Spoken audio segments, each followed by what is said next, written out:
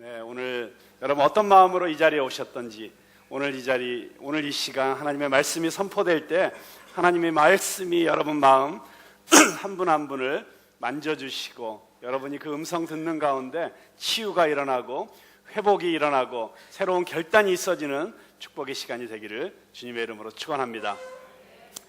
네, 지난주 중에 제가 제 아내와 함께 영화를 한 편 보았습니다. 요즘 굉장히 핫한 영화죠. 광복절을 기념하여 1000만 명이 넘는 관객이 보았다는 영화, 바로 암살이라는 영화를 보았습니다. 암살 혹시 보신 분 계세요? 뒤에 네, 저 멋진 배우들이 한꺼번에 때를 지어서 나오는 그런 영화였는데요. 임시정부의 명령을 받고 친일파의 거두, 그리고 또 조선 주둔 일본군 사령관 두 사람을 암살하라는 특명을 받은 광복군의 특수 대원들이 뭉쳐서 이제 경성으로 들어갑니다. 그런데 그 독립군 안에 일본의 밀정이 숨어 있었습니다. 제가 좋아하는 이정재, 그러니까 하필이면 그 얄미운 그 일본의 밀정으로 나와가지고 얼마나 얄밉게 하는지 제가 지금까지 좋아하던 거 한꺼번에 다 까먹었어요. 정말 나중에는 막 가서 때려주고 싶더라고요. 근데 어쨌든 그 이정재 때문에 계획이 틀어지고 문제가 생기면서 신흥무관학교 출신의 속사포, 그리고 폭탄 전문가 황덕삼, 그리고 끝까지 이게 좋은 편인지 나쁜 편인지 확실하지 않았는데 나중에는 너무 멋있게 나오는 하와이 피스톨 하정우, 한꺼번에 다 죽게 됩니다. 네, 영화를 마치고 나오는데 그래도 다행히 전지현은 안 죽었어요. 네, 영화를 마치고 나오는데 가슴이 참 먹먹해졌습니다. 네, 제가 좋아하는 배우들이 다 죽어서 먹먹한 것이 아니었고요. 조국의 독립을 위해서 목숨 걸고 싸우는 저들의 모습을 보면서 참 힘들겠다. 어떻게 저 고생을 하냐. 그리고 저렇게 어려운 삶을 살다가 때를 잘못 만나 태어나가지고 참 우리 민족이 저렇게 어려울 때 저렇게 개고생하다가 마지막에는 저렇게 총알 맞고 죽어야 하니 참 안 됐다. 이런 생각이 들어서 가슴이 먹먹한 것이 아니고 왠지 부러운 느낌이 드는 것은 왜였을까요? 여러분, 사람이 행복하려면 두 가지가 있어야 한다는 말이 있습니다.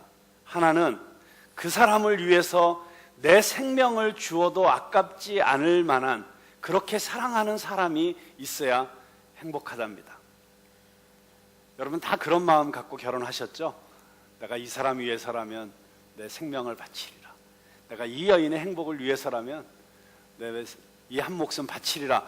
그런 결심을 갖고 결혼하셨을 때 얼마나 행복하셨어요? 중요한 거는 결혼 이후에도 그 마음이 계속되느냐 안 되느냐, 이게 중요한 것이긴 하지만, 자, 두 번째로 사람이 행복하려면, 그 일을 위해서라면 내 목숨을 내놓아도 좋을 만큼 의미 있는 일을 발견해야 행복하다고 하는 것입니다. 그러니까 내가 정말 사람을 사랑하는 것, 그리고 내 인생의 소명을 발견하는 것, 그 두 가지가 우리가 그냥 표피적이고 피상적인 삶의 재미나 쾌락이나 행복이 아니라 진정한 삶의 의미와 행복을 찾을 수 있는 길이라고 하는 것이죠. 그런 차원에서 생각해 보면 암살에 나오는 이 독립군들은 정말 어렵게 살았죠. 정말 그들의 고생했던 삶의 모습들이 얼마나 치열하고 처절했습니까? 그렇지만 역설적이게도 그들은 어쩌면 모든 물질적 풍요를 누리고 살아가는 이 시대를 사는 우리들보다 더 행복한 시대를 살았을 수도 있겠다라고 하는 그런 생각이 들었습니다. 그런 의미에서 본다면 오늘 우리가 함께 읽은 마가복음에 나오시는 예수님은 바로 그런 역설적 행복의 아이콘 같으신 분이시라는 생각이 듭니다. 여기 32절 말씀부터 34절까지 말씀 제가 다시 한번 읽어볼게요. 예루살렘으로 올라가는 길에 예수께서 그들 앞에 서서 가시는데 그들이 놀라고 따르는 자들은 두려워하더라. 이에 다시 12제자를 데리시고 자기가 당할 일을 말씀하여 이르시되, 보라, 우리가 예루살렘에 올라가노니 인자가 대제사장들과 서기관들에게 넘겨짐에 그들이 죽이기로 결의하고 이방인들에게 넘겨주겠고 그들은 능욕하며 침뱉으며 채찍질하고 죽일 것이나 그는 3일 만에 살아나리라 하시니라. 자, 여기 보면 예수님께서 자신이 예루살렘에 올라가셔야 되는데 그 올라가시는 이유는 가서 고난당하기 위해서 올라가신다는 것을 말씀하고 있습니다. 그런데 예수님께서 이 말씀을 처음 하신 것이 아니고 이미 2번이나 더 하셨어요. 8장 31절 32절에 보면 인자가 많은 고난을 받고 장로들과 대제사장들과 서기관들에게 버림받아 죽임을 당하고 사흘 만에 살아나야 할 것을 비로소 그들에게 가르치시되 드러내놓고 이 말씀을 하시니 베드로가 예수를 붙들고 항변하매. 자, 베드로가 주는 그리스도시요 살아계신 하나님의 아들이십니다 라고 고백하는 이 고백이 마가복음의 클라이막스였다고 그렇게 말씀을 드린 적이 있습니다. 1장부터 8장까지는 계속 예수님께서 사역을 시작하시고 나서 점점 더 놀라운 기적들이 나타나시면서 마침내 오병이어의 기적이 나타나고 또 7병2어의 물고기를 가지고 4,000명을 먹이시는 기적을 또 8장에서 또 이루시고 하면서 정말 수많은 군중들이 예수님을 왕으로 모시겠다고 막 따라다니는 이런 놀라운 일들이 일어나고 있는 그 한복판에서 예수님께서 너희는 사람들이 나를 누구라고 하느냐 처음에 물어보시고 두 번째로 그러면 너희는 나를 누구라고 하느냐 물으셨을 때 베드로가 너무나도 놀라운 성령에 충만하여 놀라운 대답을 했지 않습니까? 자, 여기까지가 전반부의 결론이었어요. 전반부는 예수님이 누구시냐라고 하는 것을 말하기 위하여 이 모든 기적들이 있었고 이 모든 가르침들이 있었던 것입니다. 자, 정답이 나왔습니다. 예수님은 그리스도이십니다. 바로 그 순간부터 예수님께서는 자신의 고난에 대해서 말씀하시기 시작하시고 계시는 것입니다. 그래, 맞다. 나는 너희를 구원하기 위해서 이 땅에 온 메시아다. 그런데 너희들이 기대하는 그런 메시아가 아니다. 나는 고난을 통하여 너희들의 구원을 이루러 온 메시아다라고 하는 것을 이제 가르치시기 시작하시는 것입니다. 8장 31절 32절에서 그렇게 말씀하시고 나서 9장 30절 32절에서 또다시 말씀하십니다. 그곳을 떠나 갈릴리 가운데로 지날새 예수께서 아무에게도 알리고자 아니하시니 이는 제자들을 가르치시며 또 인자가 사람들의 손에 넘겨져 죽임을 당하고 죽은 지 3일 만에 살아나리라는 것을 말씀하셨기 때문이더라. 자, 여러분 보세요. 8장 마지막에 그리고 9장 마지막에 그리고 드디어 10장에서도 그러니까 이 짧은 3장 안에서 3번이나 반복하여 예수님은 자신의 죽음에 대해서 이야기하고 있습니다. 이것은 예수님의 죽음이 단지 부수적인 사건이 아니라 그분의 인생에 있어서 가장 중요하고 가장 의미 있는 사건이 될 것이라는 것을 우리들에게 가르쳐주고 있는 것이죠. 그런데 이 10장에서 특별히 우리의 주목을 끄는 것은 예수님께서 단지 내가 죽임을 당하여야 하리라 라고 죽음에 대해서만 말씀하신 것이 아니라 아주 구체적으로 그분이 어떤 고난을 당하고 어떤 모욕을 당하고 어떤 수치를 당할 것인지를 아주 자세하게 예언하고 계시다는 것입니다. 그리고 나서 예수님께서는 더 중요한 말씀을 하시는데 바로 45절에서 내가 그렇게 침뱉음을 당하고 두드려 맞고 채찍질을 당하고 갖은 모욕과 조롱을 당해야 되는 그 이유가 무엇인 줄 아느냐? 바로 그 목적을 오늘 말씀해 주시고 있는 것입니다. 자, 45절 말씀. 45절 말씀 우리 한번 같이 읽어보겠습니다. 시작. 인자가 온 것은 섬김을 받으려 함이 아니라 도리어 섬기려 하고 자기 목숨을 많은 사람의 대속물로 주려 함이니라. 아멘. 자, 예수 그리스도는 섬김을 받기 위해서가 아니라 섬기기 위해서 그리고 자기 목숨을 내어주시기 위해서 오셨다. 여러분, 이것이 예수님이 여타의 세계의 많은 다른 종교의 지도자들과 창시자들과 근본적으로 다른 점입니다. 여러분, 다른 모든 종교의 창시자들은 그들의 목적은 모범적으로 사는 것이었습니다. 그러나 예수님의 목적은 죽는 것이었습니다.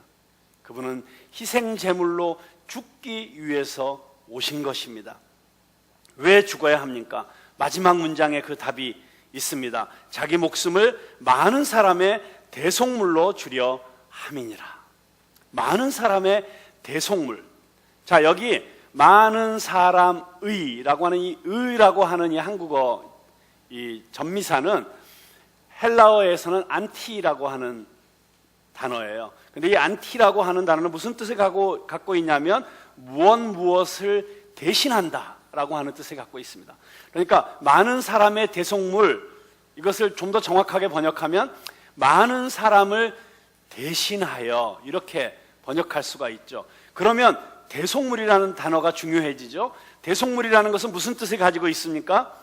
헬라어 단어 대속물, 루트론이라는 단어인데요, 이 루트론이라는 단어는 노예나 죄수의 자유를 사는 것을 뜻하는 단어입니다. 무슨 말이냐면 노예나 죄수에게 자유를 사주려면 막대한 비용을 치르거나 그의 빚을 대신 갚아주어야만 했습니다. 바로 그 빚을 갚아주는 돈을 루트론이라고 했습니다. 자, 이렇게 헬라어 원어의 뜻으로 이 말씀을 살펴보면 예수님께서는 많은 사람을 대신하여 그 값을 치러 주시기 위해서 오셨다. 이렇게 번역할 수 있겠습니다. 예수님은 우리의 모든 인류의 몸값을 치러 주시기 위해서 오신 것입니다. 그런데 예수님께서 갚아주셔야 되는 그 몸값의 스케일이 우주적인 스케일이었기 때문에, 왜냐하면 그것은 온 인류의 죄값을 대신 치러주시는 것이었기 때문에 예수님께서는 그 빚을 갚아주시기 위해서 우주적인 몸값을 지불해야 되었던 것입니다. 그래서 이 온 우주의 주인 되신 그분께서 자기 자신의 생명을 내어 놓으신 것입니다. 너희는 그 값을 치를 수 없다. 그렇죠. 어떻게 우리가 그런 놀라운 우주적인 스케일의 몸값을 치를 수가 있겠습니까? 너희가 치를 수 없는 그 몸값을 내가 대신 치루어 주겠다. 우리 주님께서 우리의 모든 죄값을 치루어 주신 줄로 믿으시기 바랍니다. 예수님께서 모든 것을 다 값을 주고 치루어 주셨기 때문에 우리는 이제 자유한 것입니다. 더 이상 우리를 어떤 것도 묶을 수가 없습니다. 죄의 사슬은 우리를 더 이상 묶어놓을 수가 없습니다. 죄와 사망의 저주는 우리를 묶어놓을 수가 없습니다. 우리는 자유합니다. 할렐루야. 우리는 이 사실을 믿을 때 우리 안에 담대함이 생겨나는 것입니다. 자, 예수님께서는 그렇게 선언하시고 계시는 것입니다. 내가 너의 몸값을 대신 치렀다. 너는 이제 자유다. 너는 이제 어떤 것에도 묶이지 않는다. 예수님께서, 그런데 이 말씀을 하실 때 우리가 주목하여 볼 것이 있습니다. 45절에 보면 인자가 온 것은, 인자는 예수님을 가리키는 말이죠. 자, 내가 온 것은 하셨습니다. 자, 예수님은 그냥 던져진 존재가 아니고 우연히 이 땅에 태어난 존재가 아니라 의도와 목적을 가지고 오신 분이라는 사실을 여기서 우리에게 보여주고 있습니다. 내가 온 것은 하셨습니다. 그리고 그분이 태어나기 이전에 이미 존재하고 계셨던 분이라는 사실을 암시하고 있는 것이죠. 그분은 우리를 자유케 하시기 위해서, 그리고 그 방법은 자기 자신을 희생제물로 바침으로써, 누가 예수님에게 그렇게 강요하지 않았습니다. 누구도 예수님을 강요할 수는 없습니다. 예수님께서는 스스로 자발적으로 그렇게 하셨습니다. 그 이유는 우리를 향하신 그분의 사랑 때문이었습니다. 진정한 사랑은 대신 희생해 주는 사랑입니다. 예수님이 우리를 사랑하시지 않으셨다면 이 땅에 오실 이유가 전혀 없으셨습니다. 예수님이 우리를 사랑하셨기 때문에, 그리고 당신께서 사랑하시는 인간들이 죄와 사망의 저주 가운데 고통하고 신음하고 마침내는 영원한 지옥불에 던져질 수밖에 없는 그 운명의 사슬에 묶여 있는 것을 보시면서 사랑하는 존재들을 위하여. 그래서 요한복음 3장 16절에 있는 것처럼 하나님께서 세상을 이처럼 사랑하사, 그렇게 사랑하셨기 때문에 그분은 자기 자신을 희생하기 위해서 이 땅에 오신 것입니다.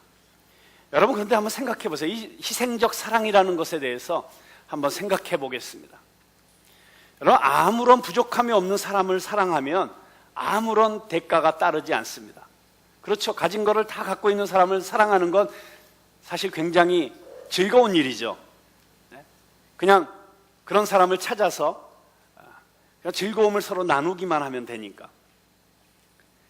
하지만 가난하거나 힘들거나 박해를 받고 있거나 마음의 상처를 안고 살아가는 사람을 사랑하려면 거기에는 희생이 따릅니다.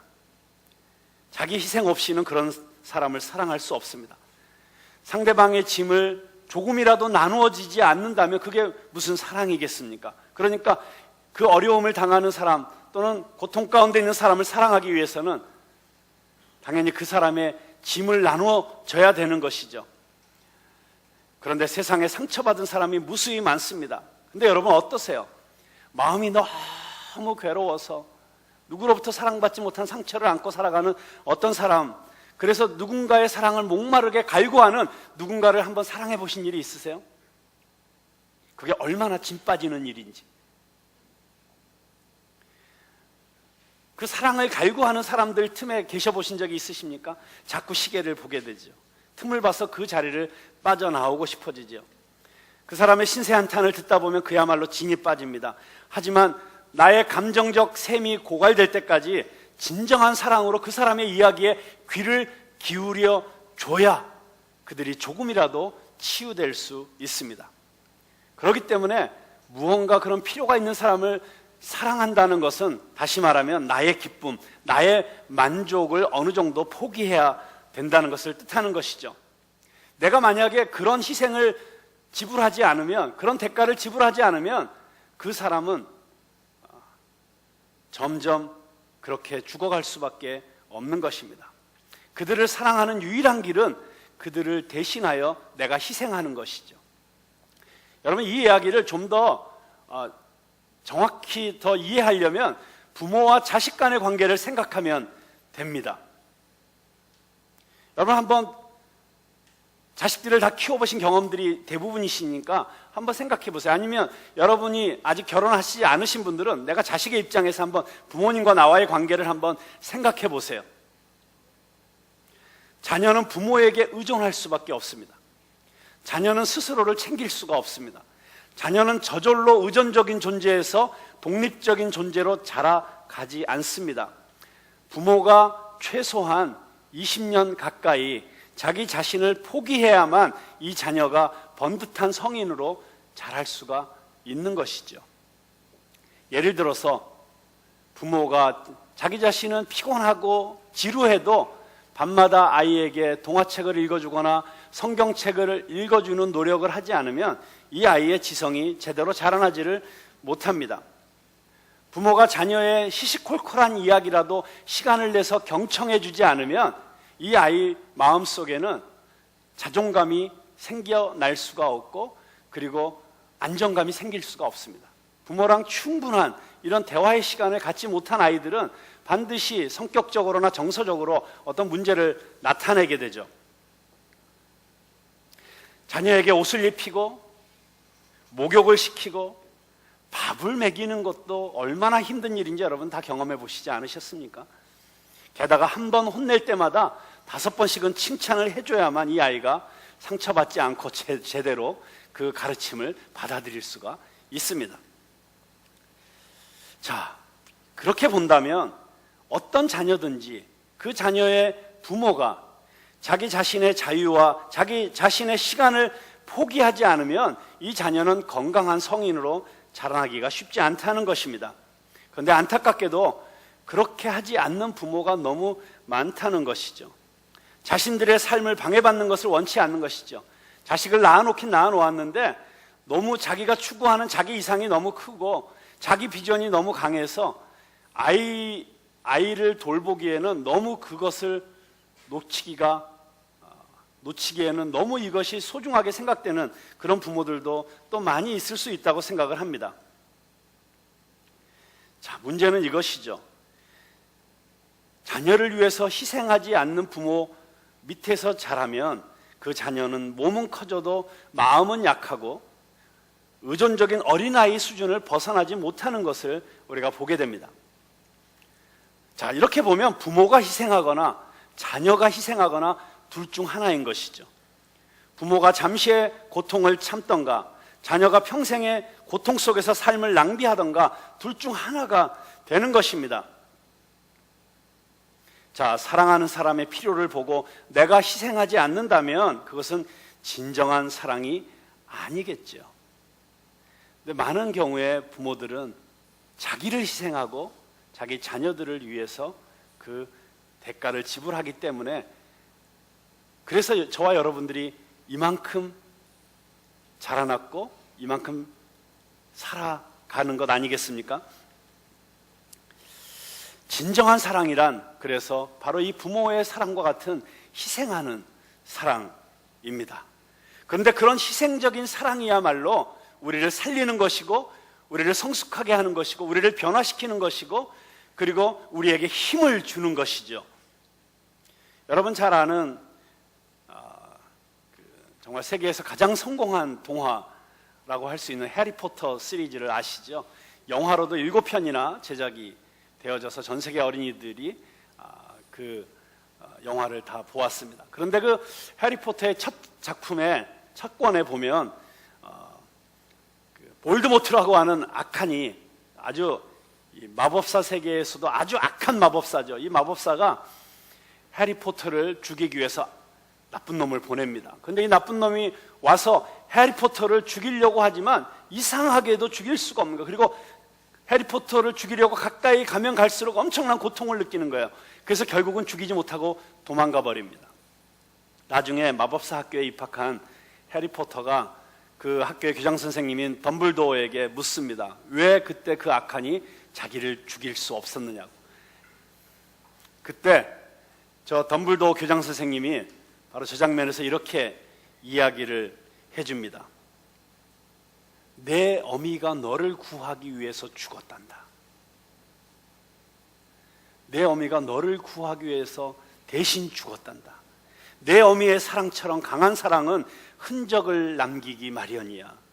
상처가 아니라 눈에 보이지 않는 표시야. 깊은 사랑을 받으면 영원한 보호막이 생기지. 너무 멋있는 대사 아닙니까? 그런데 굉장히 중요한 진리를 우리에게 가르쳐주고 있습니다. 깊은 사랑을 받으면 영원한 보호막이 생기지. 어쩌면 이것은 굉장히 복음적인 메시지 같아요. 우리가 어떤 사랑을 받았습니까? 정말 측량할 수 없는 깊은 사랑, 바로 그 예수 그리스도의 사랑을 우리가 받았기 때문에 우리에게는 영원한 보호막이 생겼다는 사실을 여러분 믿으십니까? 그래서 여러분 보십시오. 그것이 하나님의 사랑이든지 예수 그리스도의 십자가의 사랑이든지 아니면 나의 부모님의 사랑이든지 아니면 내 친구의 사랑이든지 우리는 누군가의 사랑이 있었기 때문에 나를 위한 누군가의 희생이 있었기 때문에 우리는 이 자리에 있는 것입니다. 그런데 하나님은 그 어떤 인간보다도 그 사랑이 충만하신 분이십니다. 그토록 사랑이 많으신 분이셨기 때문에 인간을 그토록 고통 속에 몸부림치게 만드는 궁극의 악과 죄를 해결하기 위해서 대속의 희생을 하신 것입니다. 여러분, 죄는 모른 채 한다고 없어지는 것이 아닙니다. 그냥 용서할게 라고 말한다고 해서 죄가 사라지거나 회복되지 않습니다. 반드시 대가를 치러야 합니다. 그것도 비싼 대가를 치러야 합니다. 하나님이 악을 그냥 눈 감아 주시면 얼마나 좋을까요? 하지만 하나님은 공의의 하나님이시여 거룩하신 하나님이십니다. 죄를 털 것만큼도 용납하실 수 없는 분이십니다. 그래서 누군가는 그 죄가를 치러야 합니다. 누군가는 대가를 지불해야 합니다. 그런데 하나님은 공의의 하나님이실 뿐만 아니라 우리를 너무나도 사랑하시는 사랑의 하나님이시기 때문에 자신이 기꺼이 죽으심으로 그 빚을 대신 갚아주셨습니다. 여러분, 놀랍지 않습니까? 이 지구상의 어떤 종교가 이런 그 종교가 말하는 신들 가운데 이런 하나님에 대해서 들어보신 적이 있으십니까? 다른 많은 모든 종교들에도 신의 분노, 정의, 형벌 이런 개념들은 어느 종교에나 있지만 하나님이 직접 오셔서 대신 우리의 빚을 갚아주신다는 이런 개념은 정말 그 누구도 상상할 수 없는 개념인 것입니다. 여러분, 이러한 하나님이 바로 우리의 하나님이십니다. 우리를 사랑하시는 아버지 하나님, 좋으신 하나님, 좋으신 하나님, 좋으신 하나님, 참 좋으신 나의 하나님. God is so good. God is so good. God is so good. God is so good. God is so good. He's so good to me. He's so good to me. 아멘. 여러분, 이 좋으신 하나님이 인간의 몸을 입고 이 땅에 오신 분이 바로 예수님이십니다. 죽기 위해서 오신 분, 자신의 생명을 바쳐 우리를 살리기 위해서 오신 분, 그분에게는 자신의 생명을 던져 건져내고 싶은 사랑하는 대상이 있었습니다. 그분에게는 그 어떤 고난과 아픔과 모욕과 수치를 무릅쓰고라도 이루어내야 하는 사명이 있었습니다. 그래서 윤동주 시인이 십자가라는 시에서 이렇게 표현한 것은 참으로 적확한 표현이라고 아니할 수가 없습니다. 여러분, 십자가라는 시 들어보셨죠? 쫓아오던 햇빛인데 지금 교회당 꼭대기 십자가에 걸리었습니다. 첨탑이 저렇게도 높은데 어떻게 올라갈 수 있었을까요? 종소리도 들려오지 않는데 휘파람이나 불며 서성거리다가, 이 대목이 중요합니다. 괴로웠던 사나이, 행복한 예수. 그리스도에게처럼 십자가가 허락된다면. 자, 여러분, 이 표현을 보십시오. 십자가는 분명 괴로운 것입니다. 그러나 그 십자가를 지고 가시는 예수님은 분명 이 지구상에서 가장 행복한 사람이었습니다. 그 예수님의 모습 속에서 우리는 어떤 인생을 살아야 우리도 예수님과 같은 행복을 누릴 수 있는지, 정말 예수님과 같은 진정한 행복을 소유하고 살아갈 수 있는지를 배울 수 있습니다. 예수님처럼 철저하게 이타적이고 희생적인 사랑으로 사람을 사랑할 때 우리는 진정한 행복을 누릴 수 있습니다. 예수님처럼 사람을 살리는 일에 자신의 삶을 쏟아부을 때 우리는 세상 그 어떤 것을 소유함으로써도 누릴 수 없는 삶의 의미와 보람을 누릴 수 있습니다. 여러분, 그래서 한번 보세요. 언제 사람이 제일 행복해지는가? 여러분, 옛날에 TV 프로그램 중에 긴급출동 911이라는 미국 프로그램을 방영한 적이 있습니다. 그거는 불난 곳에 소방대원들이 911, 한국은 119고 미국은 911이거든요. 그래서 그 911 대원들이 불난 현장에 가가지고 불을 끄면서 그 불타는 집 안에 어린아이가 갇혀 있다거나 노약자가 있을 때 생명을 무릅쓰고 그 불 속으로 들어가서 사람을 건져내는 그런 거를 다큐멘터리로 찍어가지고 보여주는 프로그램이에요. 리얼리티 프로그램이죠. 여러분, 그런데 그 프로그램을 보다 보면 자리에 앉을 수가 없어요. 서서 딱 TV에 그게 나오기 시작하면 그냥 멈춰서서 보게 돼요. 빨려 들어가서. 왜냐하면 그 사람을 구해내기 위해서 자기 생명을 거는 그 소방대원들의 그 모습을 보면 그들의 눈빛, 그들의 표정, 거기에 빨려 들어가지 않을 수 없는 것이죠. 저는 저와 여러분들이 한 번 사는 이 인생, 그냥 시시한 것들에 시간을 뺏기고 그냥 부평처처럼 있다가도 없어지는 그런 허망한 것들에 마음을 두고 적당히 시간을 보내면서 적당히 자신의 쾌락과 자신의 만족을 쫓아서 살기보단 그렇게 생명을 걸고 달려갈 수 있는 그런 사명을 발견하고 그런 일들을 위해서 우리의 시간과 열정과 건강과 물질과 그 모든 마음을 쏟아내는 그런 삶을, 그런 축복을 누릴 수 있게 되기를 주님의 이름으로 축원합니다. 자, 그런데 여러분, 그게 말처럼 쉬운 게 아닌 것 같아요.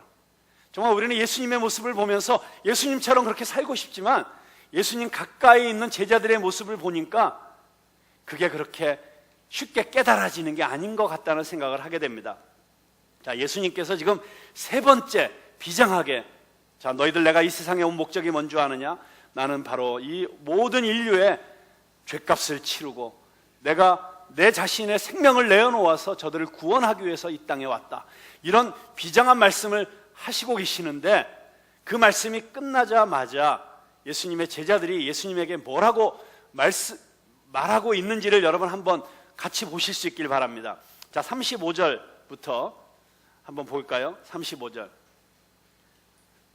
자, 35절 한번 같이 읽어보겠습니다. 시작. 세베대의 아들 야고보와 요한이 주께 나와 여짜오되 선생님이여 무엇이든지 우리가 구하는 바를 우리에게 하여 주시기를 원하옵나이다. 이르시되 너희에게 무엇을 하여 주기를 원하느냐? 여짜오되 주의 영광 중에서 우리를 하나는 주의 우편에 하나는 좌편에 앉게 하여 주옵소서. 여기까지만 읽어보겠습니다.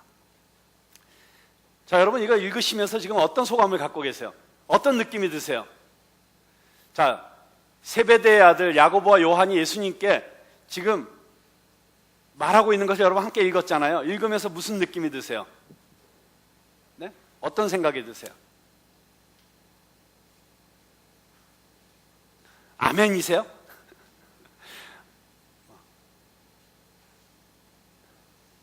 괘씸하죠? 한심하죠? 자, 지금 저 세베대와 세베대의 아들 야고보와 요한이 예수님께 말하고 있는 내용이 우선 뭐가 문제인지를 제가 생각해 볼 때 첫 번째는요, 지금 예수님께 뭐라고 요구하고 있어요? 선생님이여 무엇이든지 우리가 구하는 바를 우리에게 하여 주시기를 원하옵나이다. 내가 뭘 말하든지 꼭 들어줘야 돼요. 어디서 많이 들어본 얘기죠? 우리 곽지인이가 맨날 나한테 그렇게 얘기하는데요. 아빠, 내가 지금 말하는 거 꼭 들어줘야 돼. 어린아이들이 주로 그렇게 얘기하죠. 내가 말하는 거, 우리가 주님께 나오는 기본적인 자세가 내가 원하는 걸 들어주세요. 내가 지금 말하는 거 들어주세요. 여러분, 그러면서 여러분도 예수님 앞에 나가지 않습니까? 야고보와 요한을 괘씸하게 생각하기 이전에 어쩌면 우리 자신의 기도의 모습을 한번 살펴봐야 된다고 생각합니다. 저렇게 기도하는 것이 아니라 우리는 예수님 앞에 어떻게 기도해야 돼요? 주님, 무엇을 말씀하시든지 제가 그대로 순종하겠습니다. 그렇게 기도하는 게 맞잖아요. 그게 우리가 하나님 앞에 나가서 기도할 때 그것이 우리의 마땅한 태도 아니겠어요? 자, 여러분 한번 그럼 생각해 보세요. 내가 원하는 대로 되어지는 것이 나에게 유리합니까? 아니면 하나님이 말씀하신 대로 내가 따라가는 것이 유리합니까? 아니, 크게 얘기해 보세요. 자, 내가 원하는 대로 하나님이 다 들어주시는 게 나에게 유리한 거예요? 아니면 하나님이 말씀하시는 대로 내가 따라가는 게 내가 유리한 거예요? 진짜 그렇게 생각하세요? 정말 하나님이 말씀하시는 대로 따라가는 것이 나에게도 유리할 것 같으세요? 굉장히 복잡하시죠, 생각이? 실제로 하나님은 우리한테 굉장히 어려운 것만 자꾸 요구하시는데, 때려 죽이고 싶은 놈 용서하라고 말씀하시고, 내려놓으라고 말씀하시고, 자꾸 우리가 순종하기 어려운 것만 자꾸 순종하라고 하시는데, 그래도 하나님 말씀대로 따라가는 게 더 나한테 그게 좋은 걸까요? 그게 진짜 더 좋은 거겠죠?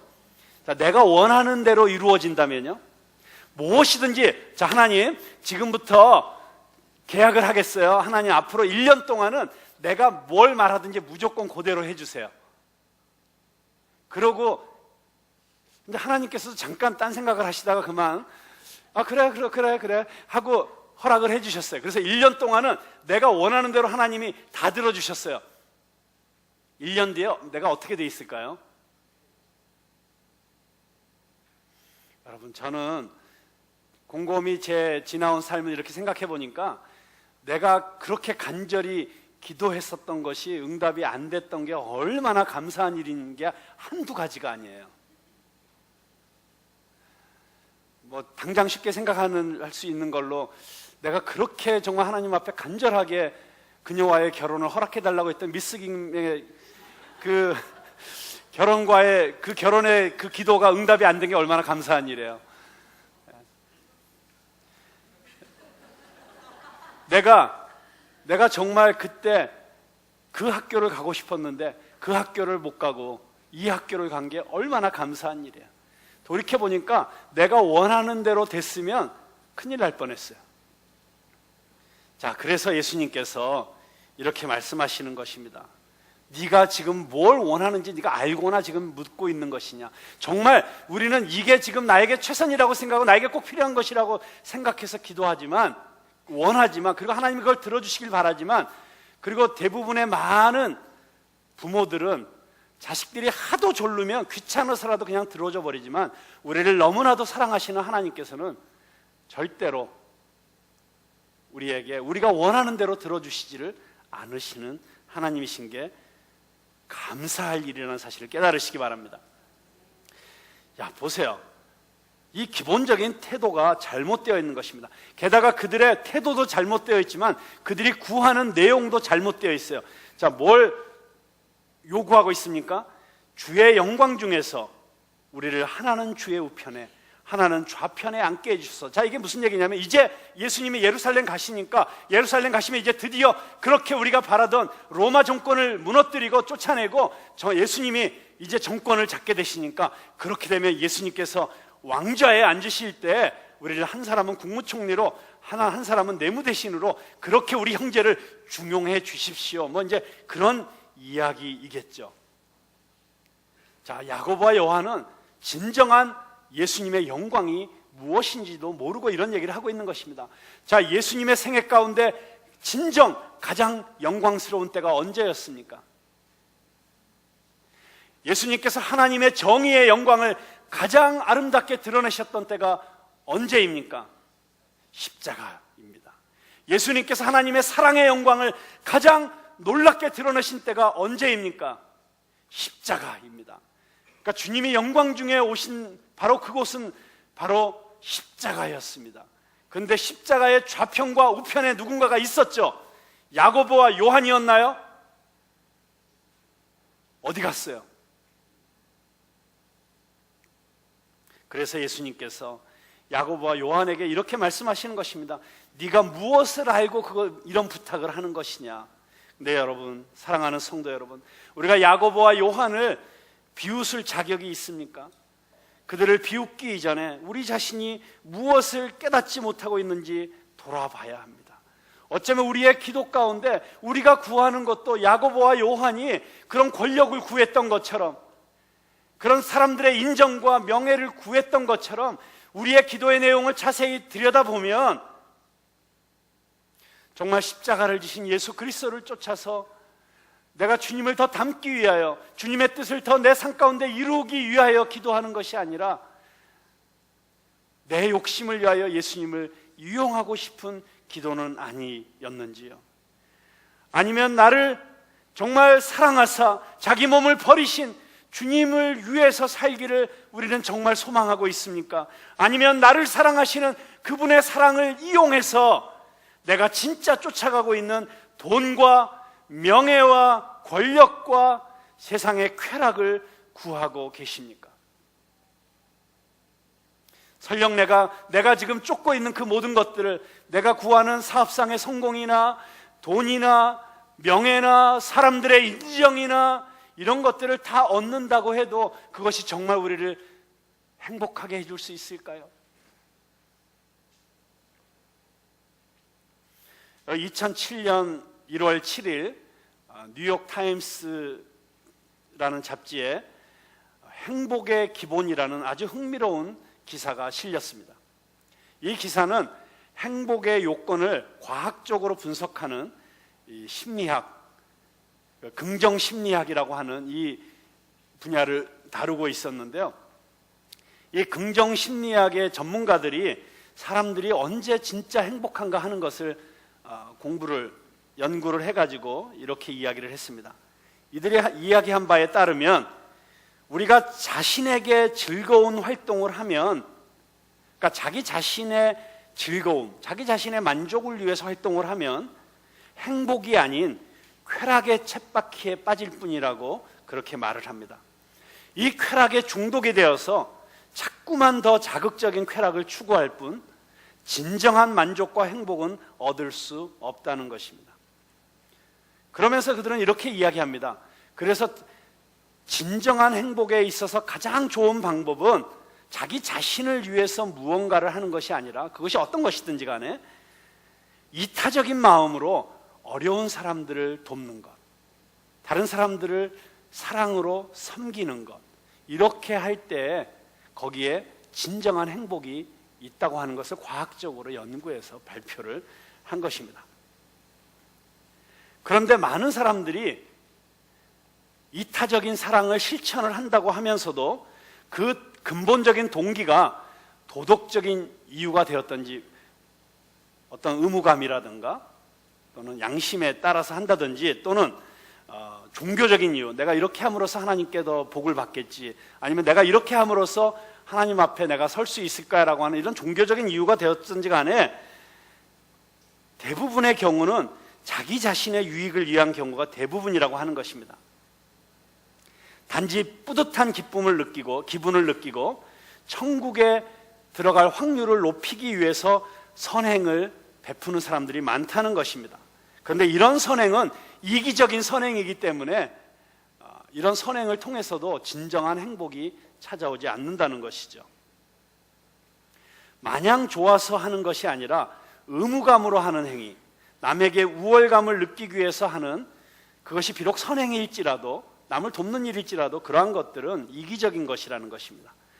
여러분, 어떻게 해야 이런 이기주의의 함정에서 벗어나서 진정으로 이타적인 사랑, 진정으로 다른 사람을 위해서 자기 자신을 내어드리는 그런 섬기는 삶을 살 수 있을까요?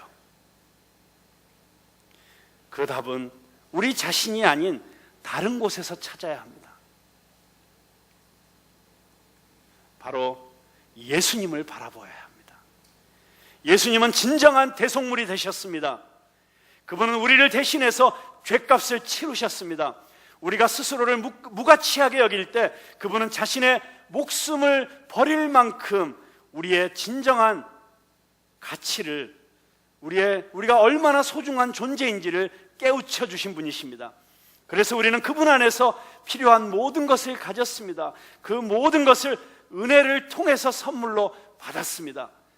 여러분 보세요. 우리가 예수님을 바라보면 그 예수님의 십자가 위에서 내 이름표를 달고 내 꼬리표를 달고 나의 모든 죄값을 치르시고 돌아가신 이유가 그만큼 나를 사랑하시기 때문이라는 사실을 내가 내 존재로, 내 마음으로 깨닫게 되면 그 사실은 우리에게 놀라운 깨달음을 가져다 주는 것입니다. 내가 얼마나 소중한 존재인지,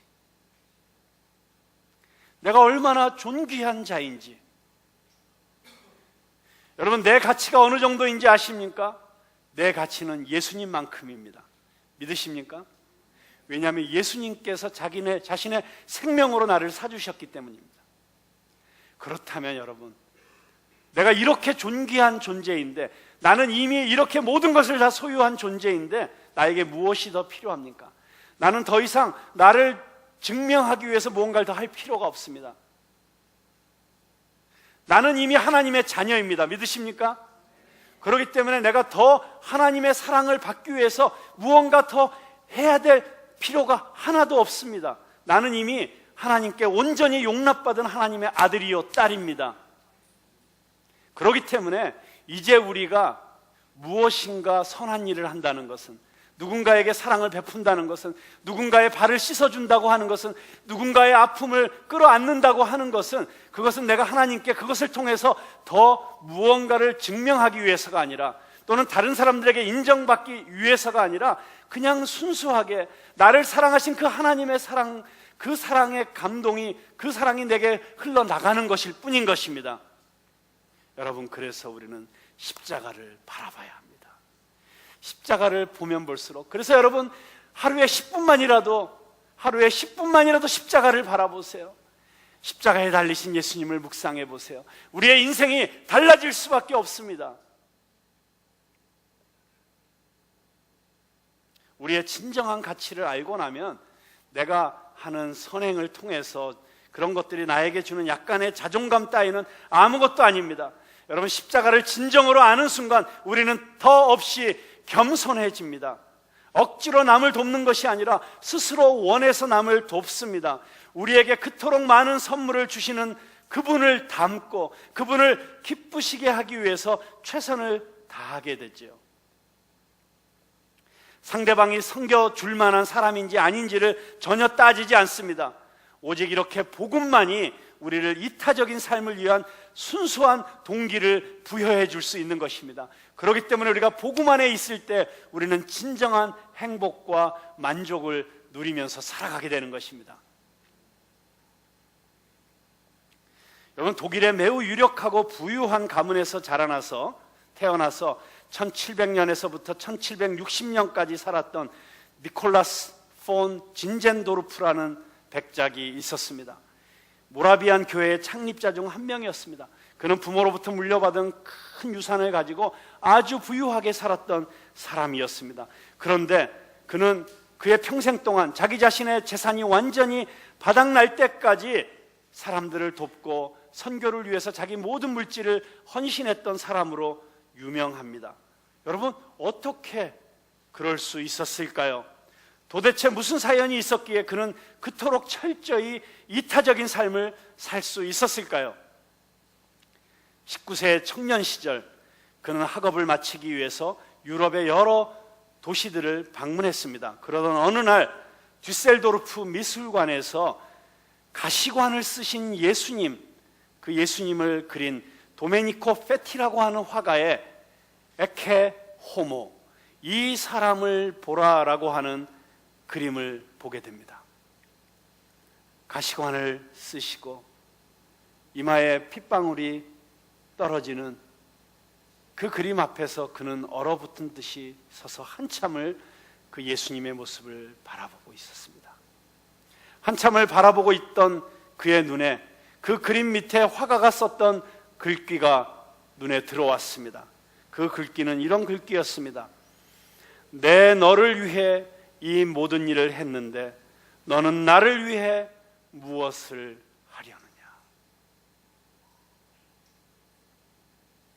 내 너를 위해 이 모든 것을 했는데 너는 나를 위해 무엇을 하려느냐.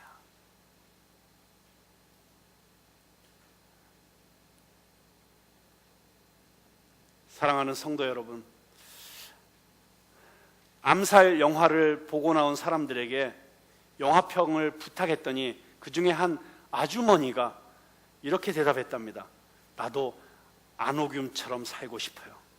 이 안호균이란 전지현이 연기했던 여자 독립군이었습니다.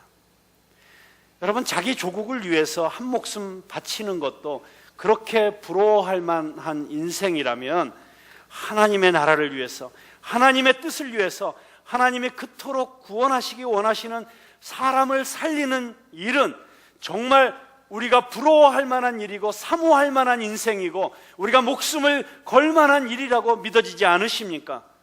여러분, 우리 오늘 결단하십시다.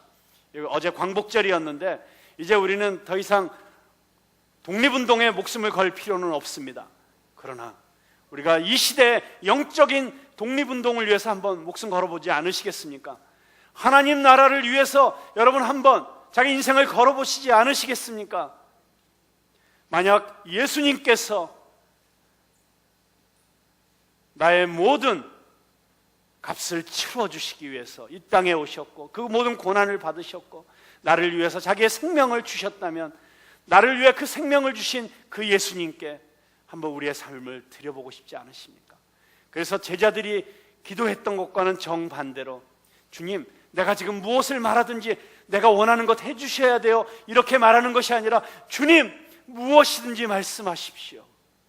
무엇이든지 내게 말씀하시면 나 위해 피 흘려주신 주님 위해서, 예수님 위해서 내가 할 수 있는 모든 것을 하겠습니다. 내 마지막 호흡까지도 주님을 위해서 쓰겠습니다. 내 마지막 땀방울도 주님을 위해서 흘리겠습니다. 그렇게 주님을 위해서 우리의 인생의 모든 것을 내어드리는 저와 여러분이 될 수 있기를 주님의 이름으로 축원합니다.